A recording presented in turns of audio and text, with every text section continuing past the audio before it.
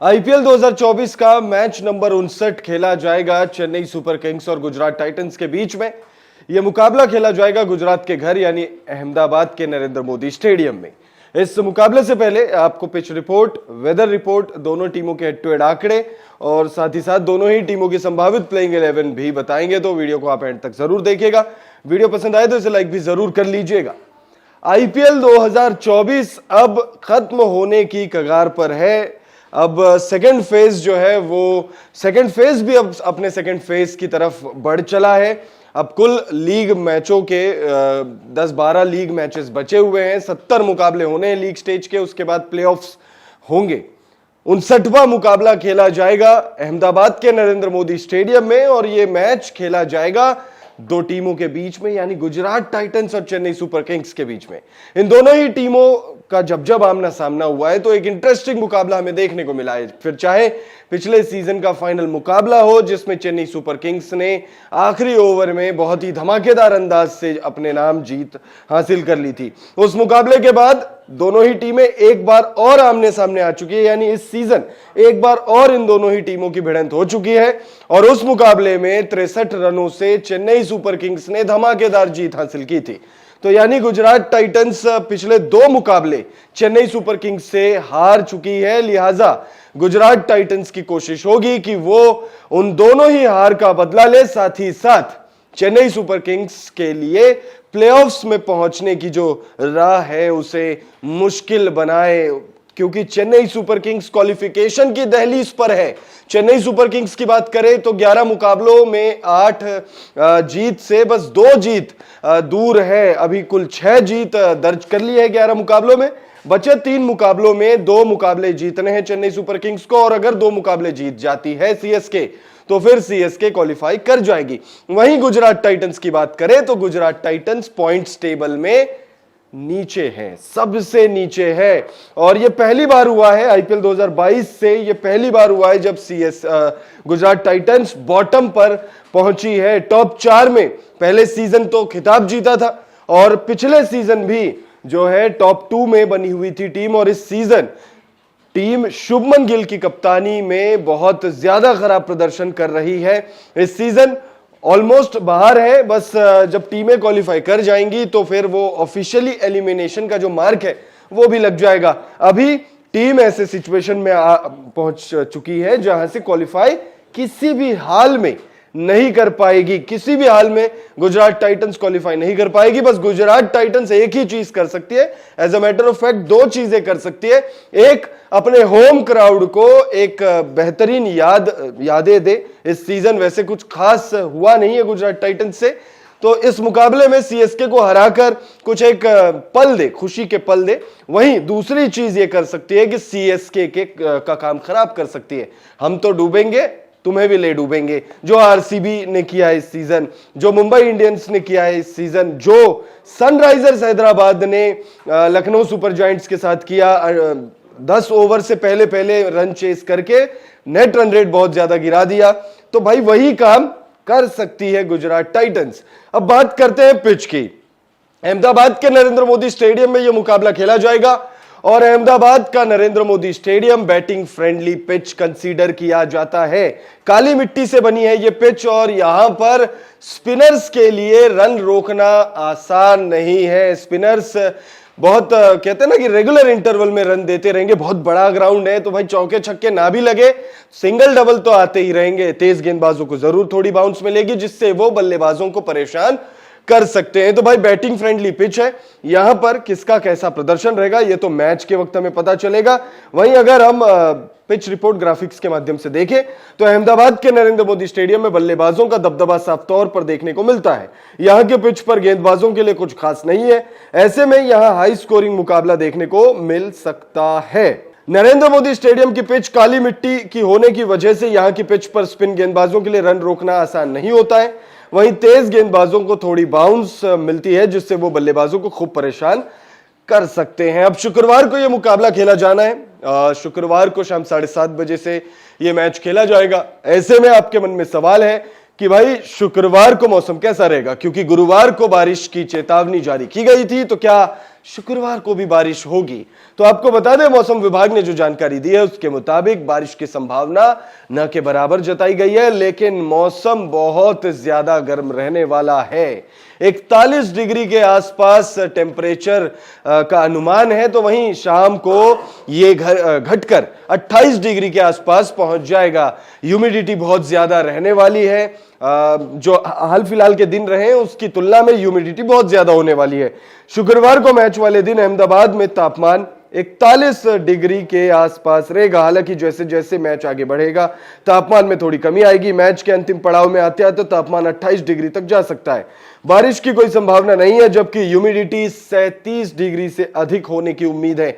37 degree के आसपास humidity होगी, यानी कि दोनों ही टीमों के खिलाड़ियों को ठीक ठाक गर्मी का सामना करना पड़ सकता है। अब बात करते हैं हेड टू हेड आंकड़ों की। आपको बताया कि भाई पिछला जो आईपीएल रहा था, आईपीएल 2023 यानी 16वां सीजन, उसके खिताबी मुकाबले में ये दोनों टीमें आमने सामने आई थी, तब सीएसके ने बाजी मारी थी। उसके बाद आईपीएल 2024 में भी एक मुकाबला ये दोनों टीमें खेल चुकी है, उसमें भी सीएसके ने बाजी मारी। ऐसे में हेड टू हेड आंकड़े क्या कहते हैं भाई, ये जब दोनों टीमें आमने सामने आई है तो पलड़ा एक समान है।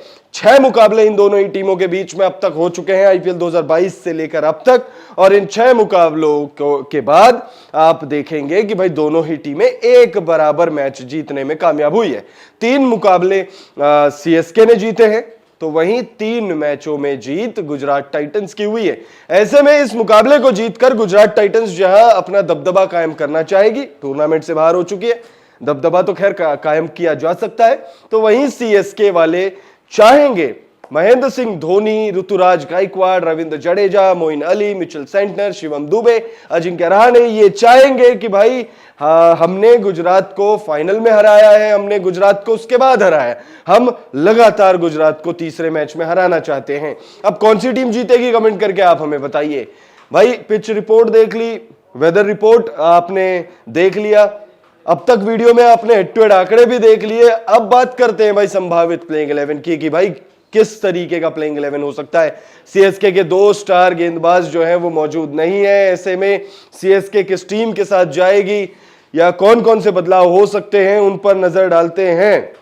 बात करें सबसे पहले गुजरात टाइटंस की, तो गुजरात टाइटंस की संभावित प्लेइंग 11 में रिद्धिमान साहा और शुभमन गिल की जोड़ी आपको ओपनिंग करते हुए दिखने वाली है। रिद्धिमान साहा भाई इस सीजन कुछ नहीं कर पा रहे। गुजरात टाइटंस के डाउनफॉल या गुजरात टाइटंस के खराब प्रदर्शन के पीछे वजह है बहुत सारी, फिर चाहे वो रिद्धिमान साहा हो, शुभमन गिल का भी बल्ला वैसा नहीं चल रहा है, साई सुदर्शन अच्छी बल्लेबाजी कर रहे हैं, विजय शंकर नहीं कर रहे हैं भाई कुछ भी, डेविड मिलर से कुछ नहीं हो पा रहा है, राहुल तेवतिया ने एक मैच में सिर्फ अपनी झलक दिखाई थी, राशिद खान गेंदबाजी में कुछ नहीं कर पा रहे हैं। तो भाई एक वजह नहीं होती किसी भी टीम के डाउनफॉल की, वजह बहुत होती है। तो भाई वो अगर बल्लेबाजों की बात करें, ओपनर्स की बात करें प्लेइंग 11 में, तो भाई वो रिद्धिमान साहा और शुभमन गिल होंगे। और रिद्धिमान साहा अब जब टूर्नामेंट से टीम बाहर हो चुकी है तो भाई फ्रीली खेलना चाहेंगे। रिद्धिमान साहा चाहेंगे कि भाई जाते जाते ही सही काम तो खराब किया जाए चेन्नई सुपर किंग्स का। वहीं शुभमन गिल चाहेंगे कि भाई इस सीजन कुछ खास उनसे भी बल्लेबाजी हुई नहीं है, ठीक है, औरों की तुलना में थोड़ी अच्छी बल्लेबाजी उन्होंने जरूर की है, लेकिन जाते जाते झलक दिखाना चाहेंगे। पिछले सीजन 2 बैक टू बैक शतक लगाए थे, इस सीजन शतक लगाना चाहेंगे बच्चे। 3 मुकाबलों में कम से कम 1 शतक शुभमन गिल भी चाहेंगे कि वो लगाए। उसके बाद आएंगे साई सुदर्शन, जो शतक से चूक गए थे भाई पिछले मुकाबले में, और लगातार कंसिस्टेंटली अच्छी बल्लेबाजी कर रहे हैं साई सुदर्शन। तो भाई साई सुदर्शन पर आप नजर रखिएगा, हो सकता है इस मुकाबले में भी बहुत अच्छी बल्लेबाजी करे। फिर आएंगे भाई David Miller, killer Miller. Miller अब किलर हो चुके हैं, किलर मिलर वाला जो रूप है वो नहीं दिखा पा रहे। डेविड मिलर जब तक क्रीज पर डटे रहेंगे, टीम को चाहे जिस भी टीम से वो खेले वो टीम हारेगी नहीं, लेकिन इस सीजन हमने देखा है कि भाई वो क्रीज पर ही तो नहीं टिक रहे। क्रीज पर टिक जाएंगे तो फिर तो मैच जिता ही देंगे। तो डेविड मिलर चाहेंगे कि भाई जाते जाते ही सही, लेकिन एक अच्छी और एक बड़ी पारी वो अपने बल्ले से दिखा पाए, फैंस को खुश कर पाए, एंटरटेन कर पाए। फिर विजय शंकर है, राहुल तेवतिया है, राशिद खान है। राशिद खान एक मैच में बल्लेबाजी से मैच जिता चुके हैं। बल्लेबाजी में पिछले मुकाबले में भी लास्ट टू लास्ट मैच में भी हाई स्कोरर रहे थे, 35 रन उन्होंने बनाए थे। तो राशिद खान ने बल्ले से तो जरूर जौहर दिखाए, लेकिन गेंदबाजी में राशिद खान इस सीजन बहुत ज्यादा बिलो एवरेज उनका प्रदर्शन रहा है। उसके बाद उमेश यादव, नूर अहमद, मोहित शर्मा, दर्शन नालकंडे, जबरदस्त गेंदबाजी लाइनअप नजर तो आती है, लेकिन वो वैसा प्रदर्शन है नहीं। मोहम्मद शमी की कमी टीम को खल रही है। मोहम्मद शमी ये पूरा सीजन उन्होंने मिस किया हुआ है। मोहम्मद शमी होते तो शायद ये टीम और अच्छा प्रदर्शन करती, क्योंकि हमने देखा मोहम्मद शमी भाई पिछले season pick of the bowlers रहे थे। मोहित शर्मा, मोहम्मद शमी, ये जोड़ी जो है, मोहम्मद शमी शुरुआत में प्रेशर बनाते थे, मोहित शर्मा 12 ओवर के बाद आते थे, प्रेशर क्रिएट करते थे और रन बनाने नहीं देते थे। और इस सीजन तो मोहित शर्मा ने एक शर्मनाक रिकॉर्ड भी अपने नाम पर कायम कर लिया है।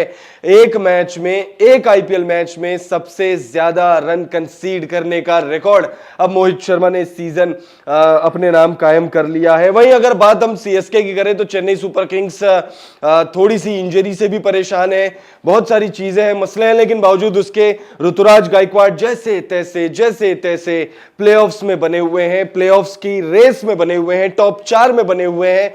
और महेंद्र सिंह धोनी का ये में भी आखिरी सीजन हो, शायद इसके बाद महेंद्र सिंह धोनी हमें क्रिकेट के मैदान पर आईपीएल के मैचेस में नीली जर्सी में, पीली जर्सी में, माफी चाहूंगा, पीली जर्सी में ना दिखे। नीली जर्सी में तो खैर हमने बहुत पहले उन्हें देखा था, क्रिकेट, इंटरनेशनल क्रिकेट को तो उन्होंने बहुत पहले अलविदा कह दिया है। तो पीली जर्सी में हो सकता है हमें अगले सीजन से ना दिखे, खेलते हुए डगआउट में बैठे हमें नजर आ जाए, मेंटोर की भूमिका में आ जाए, चाहे जिस भी भूमिका में वो आना चाहे वो आ जाए। लेकिन इस सीजन के बाद हो सकता है कि वो रिटायरमेंट ले ले।